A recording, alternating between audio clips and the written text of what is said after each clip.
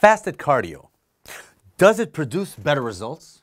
Do I get less fat on my body because of it? We're going to find out.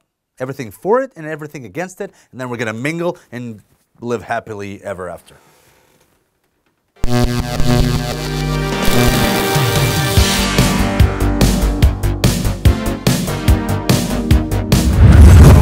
So a lot of people have been asking me about this, and we're going to start with all the arguments in favor. So, when you wake up, your insulin levels are at their lowest. Why? Because you're in a fasted state, and you've been fasting for the last 6, 7, 8 hours because you were sleeping. And insulin is a hormone that's been known to decrease lipolysis, which is the oxidation of the fats, which is what you want, the degradation of the fat cells. So by having the insulin levels lowered when you go do the cardio in the fasted state, what you're gonna do is you're gonna be using for energy more of the fats than the carbs, because you don't have carbs in your system, right?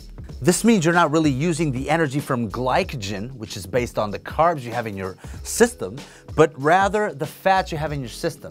So, which is true, you know, while you're doing it, you're actually burning more fat than you would be burning, you know, the carbs in your body. One other theory that I've read about is that you have more blood circulating on your gut because you're not digesting your food. You're in a fasted state, obviously. So the more blood circulation you have on your gut, you're gonna probably help get rid of that stubborn fat a little bit better.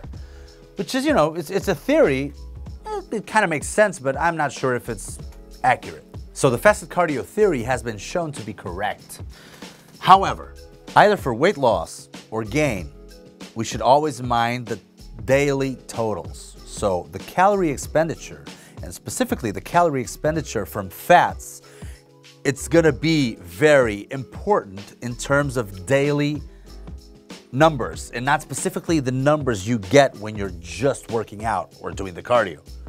What's been discovered is that when you're doing your cardio, and if you're burning more of one substrate than the other, in this case, obviously the fat versus the carbs, what you're gonna do is you're gonna suppress the way you're gonna burn more of those fats throughout the day. So you're gonna burn more on that space period when you're doing the cardio, but not throughout the day. Which is sort of like that difference between the steady state cardio and the high intensity interval training cardio. So you're actually burning about the same thing when you're doing both during those periods, but you have that afterburn effect if you're doing the high intensity interval training. So usually doing 15 to 20 minutes of high intensity workouts or cardio, in this case, this session, you're gonna have more of an afterburn effect throughout the whole day. So it's gonna be a little bit more useful in the long term.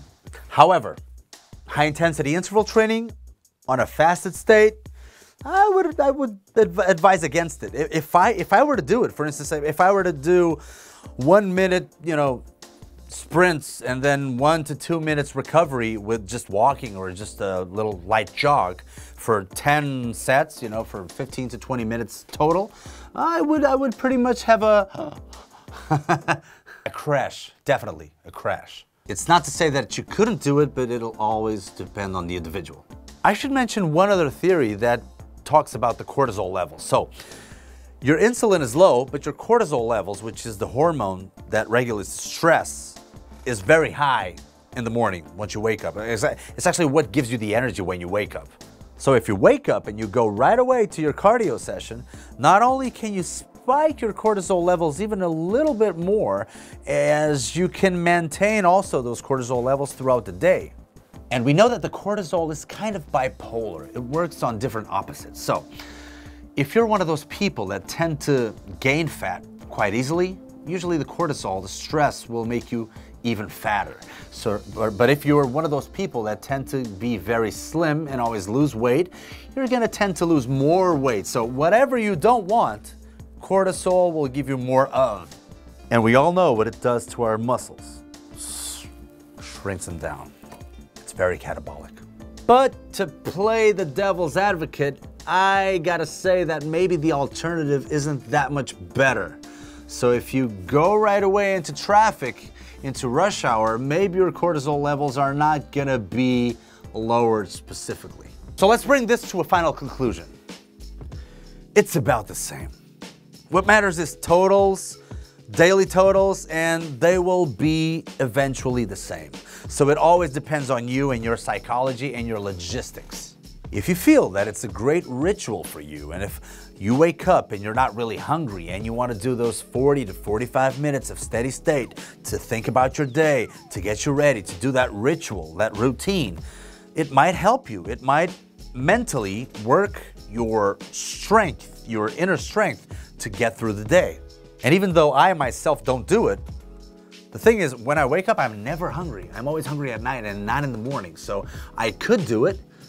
I would just find it boring to do 30 to 45 minutes of something very light or very moderate. Maybe after 10 minutes, I would go like, oh, fuck it.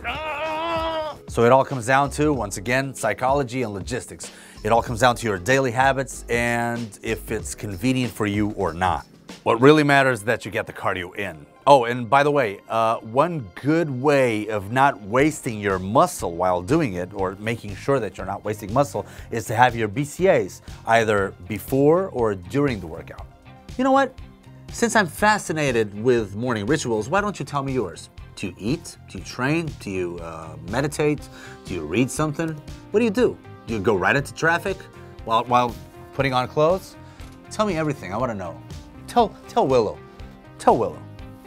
Next time.